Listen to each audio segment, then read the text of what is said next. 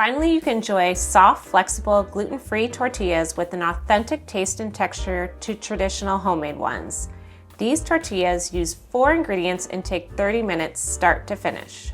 Hi, I'm Melissa Erdelak from the gluten-free website Mama Gourmand, and today we are going to make gluten-free flour tortillas. If you are not a fan of corn tortillas, and honestly, I just kind of put up with them for years because there was no other options, then you're gonna be so excited about today's recipe.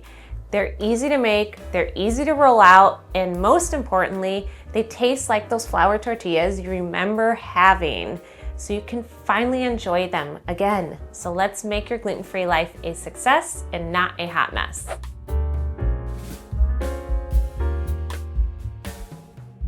So I mix everything together in a stand mixer, which only takes about a minute, but you can also mix this together by hand too. That's completely possible.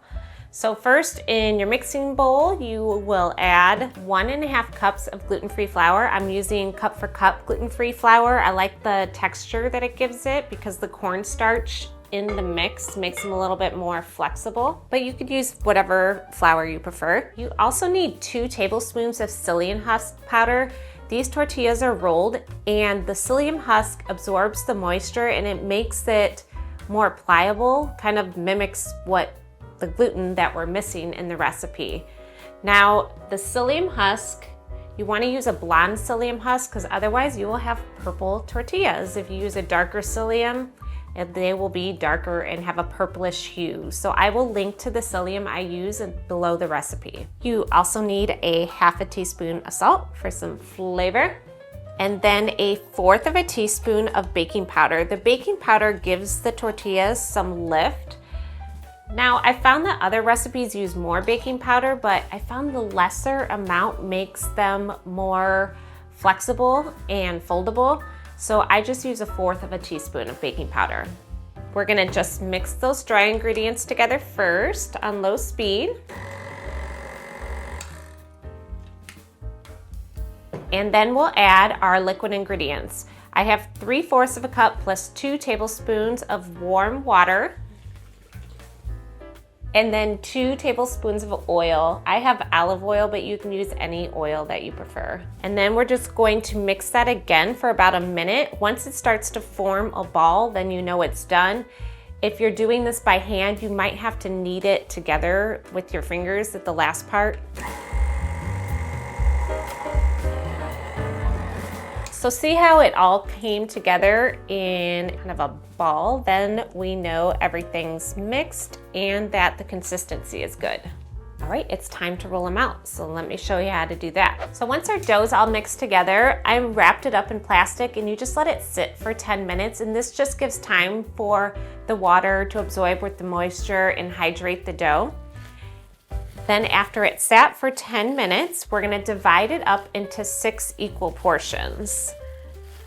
If you wanna be really exact about this, you could use a food scale, but I kinda just eyeball it.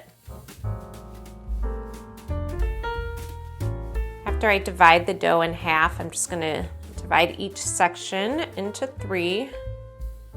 And then when you're working with the dough, just keep everything covered as you're rolling out one so it doesn't dry out. So I'm gonna roll this one out and I'm gonna cover these and then just set it to the side. So first, just make your ball as smooth as possible. And then just flatten it down.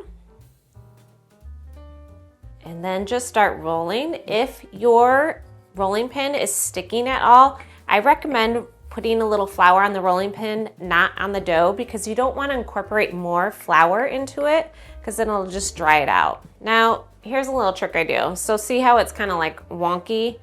I just take some dough and move it over to try to make it into as much as a circle as possible, and then just keep rolling.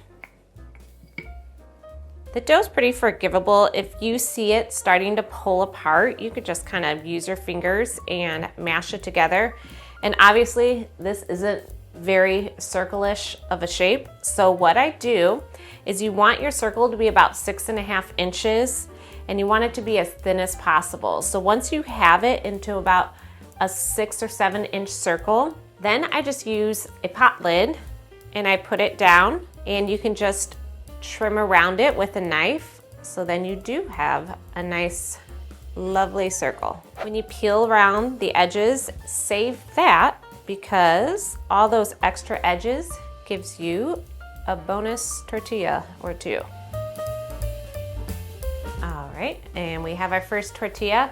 I'm going to put this into parchment paper so it doesn't dry out while I roll the other ones, and then we'll cook them all at once. All right, so we rolled out all our tortillas and now we're ready to cook them. I'm going to preheat a nonstick skillet over medium-high heat, and you don't put any oil in it. You want a dry skillet. I roll them out all first because they cook really fast. You just need like a minute total for each tortilla. So you cook the first side for 45 seconds and then just flip it over and cook it for 15 seconds longer, and then you're done. So see how you have these little brown spots here? That's a good sign.